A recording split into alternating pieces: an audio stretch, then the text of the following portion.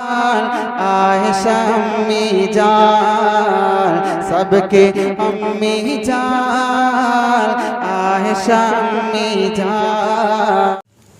الحمدللہ رب العالمین والصلاة والسلام على سید الانبیاء والمرسلین، اما بعد، قال اللہ تبارک و تعالی فی الکلام المجید والفرقان الحمید، فاعوذ باللہ من الشیطان الرجیم، بسم اللہ الرحمن الرحیم، ورفعنا لك ذکرک، صدق اللہ العظیم۔ اللہم صل علی سیدنا و نبینا و مولانا محمد وعلی آل محمد وبارک وسلم تسلیما کثیرا کثیرا۔ محترم بزرگوں اور میرے عزیز طلباء، اللہ رب العالمین کا بے انتہا شکر و احسان ہے کہ رب ذوالجلال نے آج ہمیں اور آپ کو یہاں دین کی نسبت سے جمع فرمایا۔ اللہ ہمارے جمع ہونے کو قبول فرمائے اور دارین میں فلاح کا ذریعہ اور سبب بنائے۔ حضرات، اللہ تعالیٰ نے پورے کائنات کے نظام کو وجود بخشا اور یہ سب پیغمبر اسلام آقا نامدار سید الکونین محمد عربی صلی اللہ علیہ وسلم کے صدقہ طفیل میں کیا۔ میں نے قرآن کریم کی ایک آیت پڑھی ہے جس میں رب العالمین یہ ارشاد فرماتے ہیں، نبی پاک آقا نامدار محسن انسانیت جناب رسول اللہ صلی اللہ علیہ وسلم کو خطاب فرماتے ہوئے، وَرَفَعْنَا لَكَ ذِكْرَكَ، کہ اے میرے محبوب، ہم نے آپ کے لیے آپ کے ذکر کو بلند کر دیا ہے۔ ہمارے نبی پاک صلی اللہ علیہ وسلم کی شان بے انتہا بلند و بالا اور بڑی عظمت والی ہے۔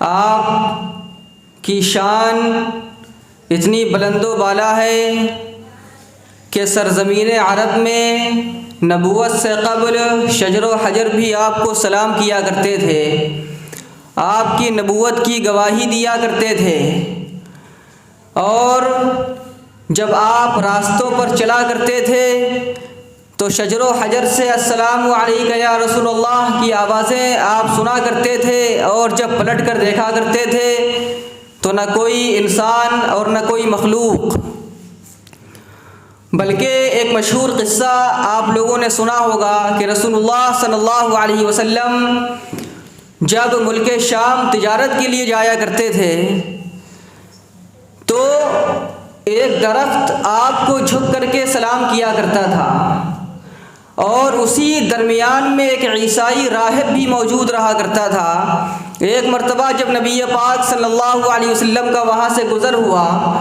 تو جب آپ کا وہاں سے گزر ہوا تو اس عیسائی راہب نے اس درخت کو آپ کے لیے جھکتے ہوئے دیکھا اور آپ کو بلایا اور کہا کہ آپ نبی برحق ہیں، آپ نبی صادق ہیں، یہ تعلیمات مجھے میری مذہبی کتابوں سے ملی ہیں اور یہ نشانیاں میں نے اپنی مذہبی کتابوں کے اندر پڑھی ہیں جو آپ کے اوپر صادق آتی ہیں۔ بلکہ مسلم شریف کی ایک حدیث میں موجود ہے کہ نبی پاک صلی اللہ علیہ وسلم یہ ارشاد فرماتے ہیں کہ میں آج بھی اس پتھر سے واقف ہوں جو قبل از نبوت مجھ سے سلام کیا کرتا تھا، یعنی میں آج بھی اس پتھر کو جانتا ہوں جو نبوت ملنے سے قبل مجھ سے سلام کیا کرتا تھا۔ تو ہمارے نبی کی شان و شوکت عظمت بہت بلند ہے کہ وہ مخلوقات جو انسان کی نگاہوں سے اوجھل ہے اور انسان کی سمجھ سے بالا تر ہے، وہ مخلوق بھی نبی پاک صلی اللہ علیہ وسلم کی عظمت کی گواہی دے رہی تھی اور آپ کی شان و شوکت کو بلند کر رہی تھی۔ تو ایسا قیمتی نبی ہمیں اور آپ کو اللہ رب العالمین نے عطا فرمایا، اس کی شان کتنی بلند ہے، اس کی تعلیمات سے ہمیں فائدہ اٹھانا ہے۔ ہم مسلمان ہیں اور جناب رسول اللہ صلی اللہ علیہ وسلم کے امتی ہیں، ہمیں اپنے محبوب صلی اللہ علیہ وسلم کی زندگی کو دیکھنا ہے، ان کی تعلیمات پر عمل کرنا ہے، سچا پکا مسلمان بننا ہے، محض نام کا مسلمان ہمیں نہیں بننا۔ نبی پاک صلی اللہ علیہ وسلم نے دنیا کو انقلاب کی طرف گامزن کیا۔ جب آپ دنیا میں تشریف لائے کفر و شرک کا دبدبا تھا، حرم مکی کے اندر بتوں کی عبادت کی جا رہی تھی، لوگ ایک دوسرے کے خون کے پیاسے تھے، لوگ ایک دوسرے کو قتل کرنے کے درپے تھے، لوگ برہنہ ہو کر خانہ کعبہ کا طواف کیا کرتے تھے، لڑکیوں کی کوئی عزت نہیں تھی، ان کو پیدا ہوتے ہی زندہ درگور کر دیا جاتا تھا، بات کرنے کا سلیقہ نہیں تھا، تہذیب نہیں تھی، تمدن نہیں تھا، ثقافت نہیں تھی، قاعدہ نہیں تھا، دستور نہیں تھا، کتاب نہیں تھی۔ ہمارے نبی پاک صلی اللہ علیہ وسلم تشریف لائے، اللہ نے آپ کو کتاب دی، قرآن مقدس جیسی عظیم الشان کتاب اللہ نے آپ کو دی۔ آپ صلی اللہ علیہ وسلم نے قرآن کی آیات لوگوں کو پڑھ کر سنائی، قرآن کی آیات کا مطلب بتایا، ایک اللہ کی طرف لوگوں کو بلایا۔ وہ لوگ جو خدا سے دور تھے دامن اسلام میں آئے اور اللہ رب العالمین کی عبادت کرنے والے بن گئے۔ اور نبی پاک صلی اللہ علیہ وسلم ہمارے درمیان قرآن و سنت چھوڑ کر کے گئے، قرآن کی تعلیمات بھی دے کر کے گئے، اور حدیث رسول صلی اللہ علیہ وسلم کا ذخیرہ بھی دے کر کے گئے، جس پر عمل کر کے ہم کامیاب ہو سکتے ہیں۔ آج ہم محض نام کے مسلمان ہیں، اور ساری برائیاں جن چیزوں سے اسلام ہمیں روکتا ہے ہم اس پر عمل کرنے والے ہیں۔ یہ مسلم معاشرہ ہے جس کی ایک تہذیب تھی، جس کی ایک تعلیم تھی، آج وہ معاشرہ تباہیوں کے دہانے پر ہے، خرابیوں کے دہانے پر ہے، گمراہ ہونے جا رہا ہے۔ کون سے کام ہیں ظلم کے، بربریت کے، فحاشیت کے، عریانیت کے جو آج مسلم گھرانوں کے اندر موجود نہیں ہیں؟ آپ کو سمجھنا ہوگا کہ اسلامیت اور مغربیت کی جو کشمکش ہے اور جو تصادم ہے اس کا بنیادی جو فرق ہے وہ یہی ہے کہ اسلام اپنی تہذیب کے اندر عریانیت کو پسند نہیں کرتا۔ مغرب کی جو تہذیب ہے اور اسلام کی تہذیب کا جو تصادم ہے وہ بنیادی طور پہ سب سے بڑا یہی ہے کہ مغرب وہ عریانیت کو پسند کرتا ہے، فحاشیت کو پسند کرتا ہے، وہ اختلاط مرد و زن کو پسند کرتا ہے، اسلام اس کی مخالفت کرتا ہے۔ اسلام حفظ فروج کی تعلیم دیتا ہے، اسلام نگاہوں کو نیچے رکھنے کی تعلیم دیتا ہے، اسلام پاکیزگی کی تعلیم دیتا ہے، اسلام صالح معاشرہ بنانے کی تعلیم دیتا ہے، اور دنیا کی جو دیگر قومیں ہیں وہ اس کے خلاف کام کرتی ہیں۔ یہ سب سے بڑا فرق ہے جو ہمیں اور آپ کو سمجھنا چاہیے تھا، لیکن افسوس کہ ہم اس بنیادی فرق کو ہی ملحوظ نہیں رکھ سکے کہ اسلام کس لیے آیا تھا اور آج ہم کس طرف جا رہے ہیں۔ اس فرق کو ہمیں ملحوظ رکھنا ہوگا اور ہمیں سمجھنا ہوگا کہ اسلام نے ہر گوشے میں ہماری رہنمائی کی ہے اور ہمیں طریقہ کار سکھایا ہے۔ نبی پاک صلی اللہ علیہ وسلم کی تعلیمات اتنی عظیم الشان ہیں کہ دنیا کے اندر ایسی تعلیمات پیش نہیں کی جا سکتی۔ میں آپ کو ایک واقعہ سناؤں، آج ہم نبی کی تعلیمات سے دور ہیں۔ نبی پاک کا فرمان ہے کہ مسلمان جھوٹ نہیں بولتا، آج ہم جھوٹ پر جھوٹ بولتے ہیں۔ مسلمان وعدہ خلافی نہیں کرتا، آج ہم وعدہ خلافی پر وعدہ خلافی کر رہے ہیں۔ نبی پاک صلی اللہ علیہ وسلم کا زمانہ مبارک ہے اور دشمنوں سے جنگ ہو رہی ہے۔ یہ غزوہ بدر کا موقع ہے، جو واقعہ میں آپ کو سنا رہا ہوں یہ غزوہ بدر کا موقع ہے۔ نبی پاک صلی اللہ علیہ وسلم کے بہت خاص بلکہ رازدار رسول جن کو کہا جاتا ہے حضرت حذیفہ ابن الیمان رضی اللہ تعالی عنہ، وہ جب جنگ بدر کا موقع تھا تو آپ مکہ مکرمہ میں تھے، مکہ مکرمہ سے مدینہ جا رہے تھے تاکہ نبی پاک صلی اللہ علیہ وسلم کے ساتھ جنگ میں شریک ہو سکیں، لیکن راستے میں ابو جہل مل گیا۔ ابو جہل بڑا دشمن اسلام تھا، کٹر اسلام کا مخالف اور نبی پاک صلی اللہ علیہ وسلم کا دشمن، آپ کی شان میں گستاخی کرنے والا۔ حضرت حذیفہ ابن الیمان کی ملاقات ابو جہل سے ہو گئی، ابو جہل نے ان کو پکڑ لیا، جانے نہیں دیا اور کہا کہ تم جا کر کے نبی کے ساتھ ہمارے خلاف جنگ کرو گے، ہم تم کو چھوڑیں گے نہیں۔ تو حضرت حذیفہ ابن الیمان نے کہا کہ نہیں، میں تو مدینے نبی پاک صلی اللہ علیہ وسلم کی زیارت کے لیے جا رہا ہوں، آپ کے دیدار کے لیے جا رہا ہوں، ان سے ملاقات کرنے کے لیے جا رہا ہوں، میں جنگ نہیں کروں گا۔ تو ابو جہل نے حضرت حذیفہ ابن الیمان سے کہا کہ تم میرے ہاتھ پر وعدہ کرو کہ تم مسلمانوں کی طرف سے جنگ نہیں کرو گے۔ تو حضرت حذیفہ نے وعدہ کر لیا ابو جہل سے کہ میں تم سے جنگ نہیں کروں گا۔ اب جب مدینہ پہنچے ہیں، نبی پاک صلی اللہ علیہ وسلم کو واقعہ سنایا کہ یا نبی اللہ، یا رسول اللہ، میں تو ابو جہل سے وعدہ کر چکا ہوں کہ میں تمہارے خلاف جنگ نہیں کروں گا، اب مجھے کیا کرنا چاہیے؟ تو نبی پاک صلی اللہ علیہ وسلم نے ارشاد فرمایا، نوٹ کرنے کی بات ہے، سمجھنے کی بات ہے، نبی پاک صلی اللہ علیہ وسلم نے ارشاد فرمایا کہ اے حذیفہ، تم ابو جہل سے وعدہ کر چکے ہو، اس لیے اپنے وعدے پر ثابت قدم رہو، اپنے وعدے کو مت توڑو۔ حالانکہ غور کرنے کا مقام ہے کہ وعدہ کس سے تھا؟ دشمنوں سے وعدہ تھا۔ جنگ میں اس قسم کے حربیں چلا کرتے ہیں دشمنوں کو زیر کرنے کے لیے، ان پر فتح حاصل کرنے کے لیے۔ جنگ میں یہ چیزیں اتنی معنی نہیں رکھتی ہیں، مگر یہ نبی پاک صلی اللہ علیہ وسلم کی تعلیم تھی، امت کو بتانا مقصود تھا کہ وعدہ مسلمان کی شان ہے، وعدہ خلافی کرنا یہ مسلمانوں کی شان نہیں ہے۔ اے حذیفہ، تم ابو جہل سے جنگ نہ کرنے کا وعدہ کر چکے ہو تو تمہیں جنگ میں شرکت کرنے کی اجازت نہیں ملے گی۔ یہ نبی کا فرمان تھا، یہ نبی کی تعلیم تھی۔ اور آج ہمارا ماحول کیا ہے، ہمارا مزاج کیا ہے کہ لوگ مسلمانوں کے اخلاق کو دیکھ کر، کریکٹر کو دیکھ کر مسلمانوں سے دور بھاگ رہے ہیں، اسلام کو جج کر رہے ہیں، اور ہمارے معاشرے کے اندر جو برائیاں ہیں اس کو دیکھ کر کے لوگ ہمارے قریب نہیں آنا چاہتے۔ ایک وہ دور تھا، ایک وہ زمانہ تھا جب لوگ نبی پاک صلی اللہ علیہ وسلم کے چہرے مبارک کو دیکھ کر کے اسلام قبول کر لیا کرتے تھے، آپ کے اخلاق کو دیکھ کر کے دامن اسلام میں آ جایا کرتے تھے۔ اور آج ایک ہمارا ماحول ہے، ہمارے حالات ہیں۔ غزوہ خیبر کے موقع پر ایک یہودی چرواہا، بکریوں کو چرانے والا، وہ نبی پاک صلی اللہ علیہ وسلم کے خیمے کے آس پاس ٹہلتا ہوا بکریوں کو لے کر کے چلا گیا، ریوڑ کو لے کر کے چلا گیا۔ یہودی چرواہا ہے، اللہ نے اس کے دل میں بات ڈالی، اس نے سوچا کہ میں یہاں تک تو آ گیا ہوں، چلو محمد سے ملاقات ہی کر لیتا ہوں، شاید ان کی بات ہی سن لوں، دیکھوں وہ کیا تعلیم دیتے ہیں، کس بات کا پیغام دیتے ہیں، اور محمد صلی اللہ علیہ وسلم کی کیا تعلیمات ہیں۔ وہ یہودی چرواہا، وہ نبی پاک صلی اللہ علیہ وسلم کی بارگاہ میں تشریف لایا تو لوگوں سے پوچھا کہ محمد کون ہیں؟ ہمارے نبی پاک صلی اللہ علیہ وسلم تو بڑے سادہ مزاج تھے۔ اس یہودی نے سوچا ہوگا کہ نبی جو اتنے بڑے نبی ہیں، مسلمانوں کے آخری پیغمبر ہیں، ان کا تو بڑا مقام ہوگا، ان کی تو بڑی مسند ہوگی، اور ان کے تو بڑے خدمت گزار، ایک بڑا عجیب منظر ہوگا جو آج بھی ہمارے زمانے میں دیکھنے کو ملتا ہے۔ کوئی بڑا عالم ہے، کوئی بڑا مٹھا دیش ہے، اور بہت جو بڑا آدمی ہو گیا اس کا تو پروٹوکول چلتا ہے۔ ہمارے علماء کے ساتھ بھی یہ کچھ کم نہیں ہے کہ ان کا بھی بڑا پروٹوکول فالو کیا جاتا ہے، کسی خاص عالم سے ملاقات بھی بڑی دشوار ہو جایا کرتی ہے، حالانکہ میں اس کو سنت کے خلاف سمجھتا ہوں۔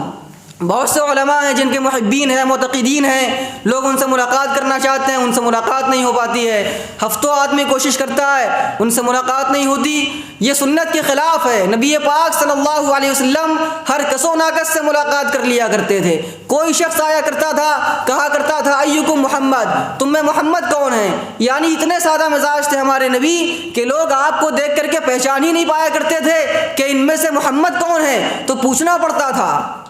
تو اس یہودی چرواہے کا بھی یہی مزاج تھا کہ نبی پاک صلی اللہ علیہ وسلم تو الگ ہی دکھائی دیں گے، بڑے جبے قبے میں ہوں گے، لیکن نبی تو سادہ مزاج تھے۔ تو جب بتایا گیا کہ محمد یہ ہیں اور مسلمانوں کے آخری پیغمبر یہ ہیں، تو اس یہودی نے نبی پاک صلی اللہ علیہ وسلم سے سوالات کیے اور کہا کہ اے محمد صلی اللہ علیہ وسلم، آپ مجھے یہ بتائیں کہ اگر میں اسلام قبول کر لوں گا تو آپ میرے ساتھ کیا معاملہ کریں گے؟ اگر میں مسلمان ہو جاؤں گا تو آپ مجھ سے کس طرح پیش آئیں گے؟ تو نبی پاک صلی اللہ علیہ وسلم نے ارشاد فرمایا کہ اگر تم اسلام قبول کر لو گے تو ہمارے بھائی بن جاؤ گے، ہم تمہیں سینے سے لگائیں گے، گلے سے لگائیں گے، اور تمہارے ساتھ اچھا معاملہ کریں گے۔ تو اس یہودی چرواہے کو اس پر یقین نہیں آیا، کہا کہ آپ اتنے بڑے پیغمبر، اتنے بڑے آدمی، میں ایک عام سا چرواہا جس کے بدن سے بدبو آ رہی ہے، جو ایک عام سا کام کرنے والا، کیا آپ مجھے سینے سے لگائیں گے؟ کیا آپ مجھے گلے سے لگائیں گے؟ تو نبی پاک صلی اللہ علیہ وسلم نے ارشاد فرمایا کہ ہاں، میں تمہیں گلے سے لگاؤں گا، میں تمہیں سینے سے لگاؤں گا، اور اگر تم اسلام قبول کر لو گے تو اللہ تمہیں جنت میں داخل کرے گا اور تمہارے پسینے کی بدبو کو اللہ خوشبو سے بدل دے گا۔ اب یہ نبی کی بات تھی، نبی کی بات تو دل پر کس قدر اثر کرتی ہوگی یہ تو نبی کے چاہنے والے جانتے ہیں۔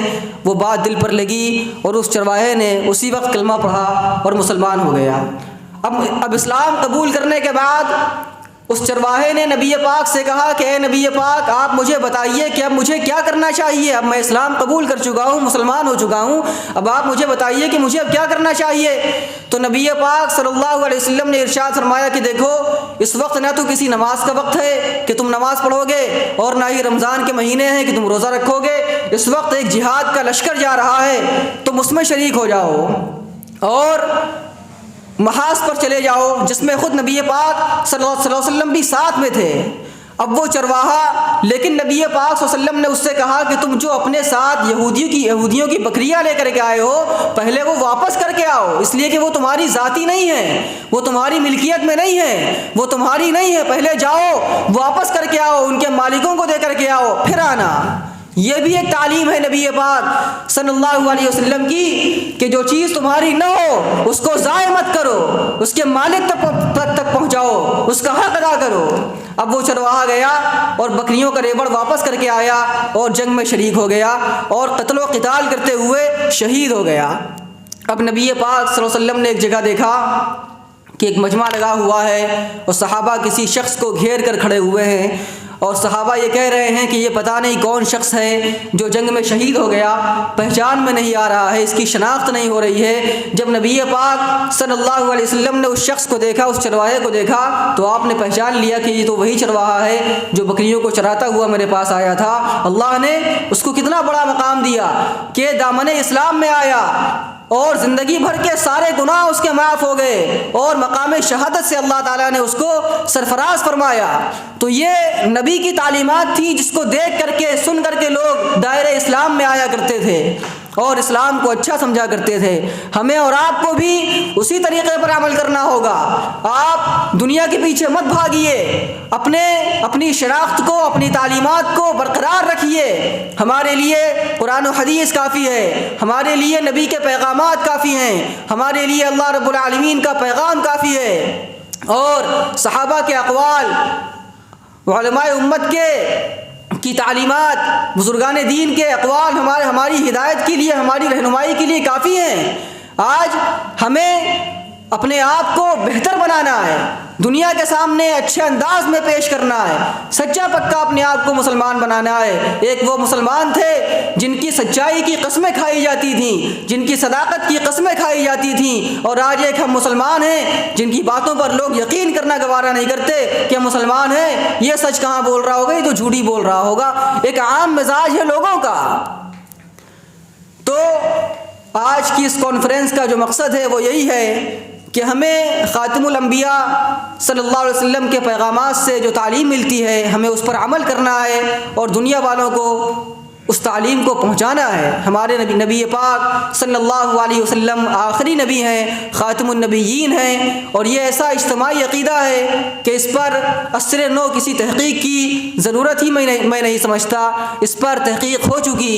آپ کو آخری نبی ماننا یہ ضروری ہے۔ جو آپ کو آخری نبی نہیں مانتا اور ختم نبوت کا انکار کرتا ہے، جیسا کہ بعض فرقے، بہت سے فرقے اب تو آ گئے جو نعوذ باللہ ختم نبوت کا انکار کرنے والے ہیں، وہ در حقیقت اسلام کے بھیس میں گمراہ ہیں اور لوگوں کو گمراہ کر رہے ہیں، وہ کافر ہیں، ان کا اسلام سے کوئی تعلق نہیں ہے۔ جو ختم نبوت کا انکار کرے وہ دائرہ اسلام سے خارج ہے، وہ اسلامی فرقہ نہیں ہے۔ بعض لوگ قادیانیوں کو، احمدیوں کو اسلامی فرقہ مانتے ہیں، وہ اسلامی فرقہ نہیں ہے۔ اسلامی فرقوں میں بریلوی حضرات آ سکتے ہیں، شیعہ حضرات آ سکتے ہیں، یا اور بھی دیگر حضرات آ سکتے ہیں، لیکن قادیانیوں کا اس میں کوئی گزر نہیں، وہ دائرہ اسلام سے خارج ہیں، کیونکہ وہ نبی پاک صلی اللہ علیہ وسلم کی ختم نبوت کا انکار کرتے ہیں، جو بنیادی طور پر قرآن اور حدیث کے خلاف ہے۔ اس لیے ہمیں اور آپ کو یہ بات بھی سمجھ لینی چاہیے۔ اللہ تعالیٰ سے دعا ہے کہ اللہ تعالیٰ ہم لوگوں کو کہنے سننے سے زیادہ عمل کی توفیق نصیب فرمائے۔